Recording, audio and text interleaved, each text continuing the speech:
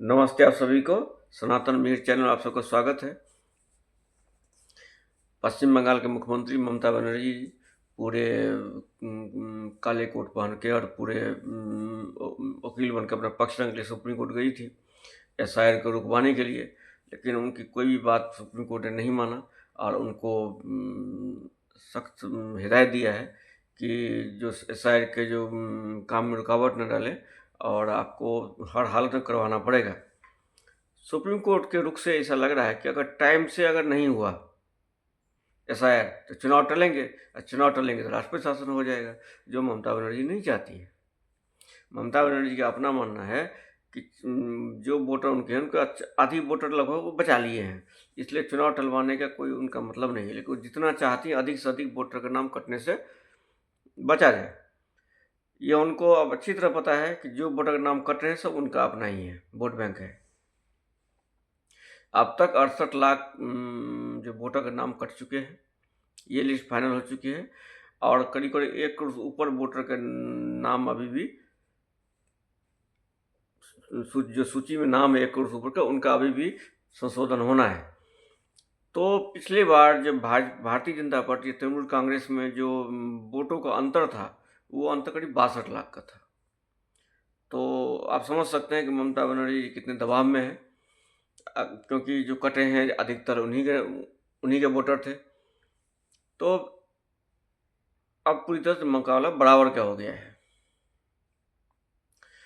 आगे अगर मई में जैसे चुनाव आने वाला है, अब इनके पास फरवरी बीत ही रहा है, 1 मार्च और अप्रैल 2 महीना रह गया है। तो एक बार एसआईआर टाइम से ख़त्म हो गया तो भी ममता बनर्जी संकट में रहेंगी। अगर एसआईआर नहीं हुआ टाइम से तो चुनाव टलेगा, तब तो राष्ट्रपति शासन हो जाएगा, लेकिन ये राष्ट्रपति शासन केंद्र सरकार नहीं लगाएगा, ये राष्ट्रपति शासन सुप्रीम कोर्ट का आदेश लगेगा। इसलिए ममता बनर्जी घबराई हुई है। उनको मालूम है कि केंद्र सरकार तो कुछ के बस की कुछ नहीं है, लेकिन ये सुप्रीम कोर्ट अगर बोलेंगे तब तो पक्का लग जाएगा, इसलिए वो डरी हुई हैं और वो चाहती हैं कि जो वो अपना कुछ करने की स्थिति में नहीं है और अब एसआईआर पूरा होकर ही रहेगा। अगर एसआईआर पूरा हो जाता है तो ममता बनर्जी निश्चित रूप से संकट में पड़ेंगे।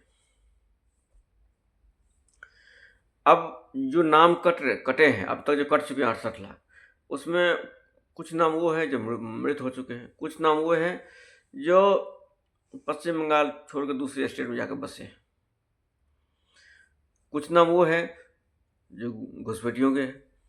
हालांकि बहुतों को तो वोटर लिस्ट में नाम आ चुका है, लेकिन जो बचे हुए हैं, तो ये जितने लोग थे जो नहीं थे, उन सब के वोटर लिस्ट पर जब बाहर घुसपैठी है, उनके बल पर ममता बनर्जी तृणमूल कांग्रेस के कार्यकर्ता सब पर वोट डलवा लेते थे अपने पर, लेकिन अब वो संभव नहीं है क्योंकि वोटर आईडी कार्ड ही नहीं रहेगा।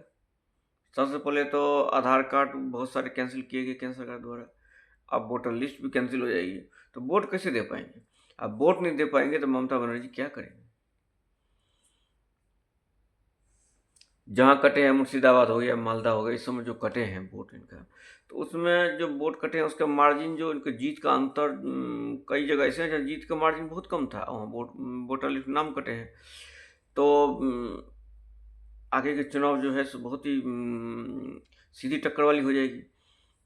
अब जैसे बिहार है, बिहार से बहुत सारे मुसलमान जो हैं सो बंगाल में रहते हैं, तो उन्होंने क्या किया था कि अपना जब पहले एसआईआर बिहार में हो गया था तो उन्होंने अपना कुछ एसआईआर यहाँ करा लिया था, उनका नाम यहाँ आ गया था। तो अब जो नए नए जो एसआईआर वहाँ बिहार में हो चुका है, अब बंगाल में उनका नाम नहीं जा रहा है, तो उनका नाम भी कटे। ऐसे लोगों की संख्या 30-40 लाख बताई जा रही है।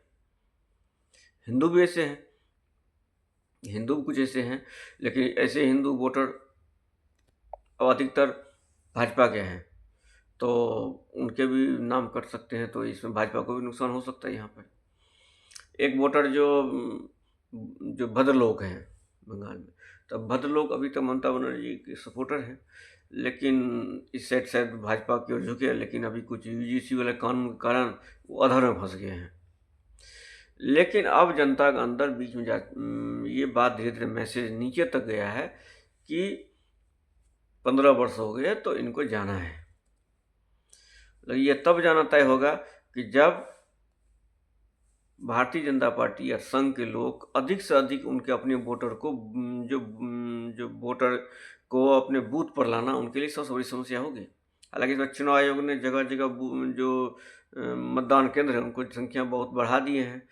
हर जो बड़े बड़े जो सोसाइटियां हैं उसमें बना रहे हैं, ताकि जब वोट डाले जाए तो तृणमूल कांग्रेस के जो गुंडे हैं उनको रोक नहीं सके, उनको वोट डालने से रोक नहीं सके।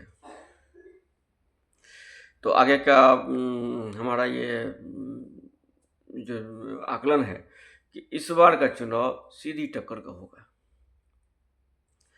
और जैसा कि असम में है, 34% मुसलमान है, लेकिन फिर भी जीत भाजपा की हो रही है। यहाँ भी पश्चिम बंगाल में भी जो लगभग में 50-60 सीटें हैं जहाँ मुसलमान पूरी तरह से बहुमत में है और उनके हाथ में है, वहाँ भाजपा को कुछ नहीं मिलने वाला है। लेकिन बाकी सीट में जो है हिंदू बहुमत में है और वो सारी सीट भाजपा को में अधिकतर में भाजपा आगे बढ़ सकती है। तो आगे तो निर्णय तो मई में ही होगा। क्या मई में होगी? मई दीदी गई ऐसा हो सकता है? ये देखने वाली बात है। नमस्ते आप सभी।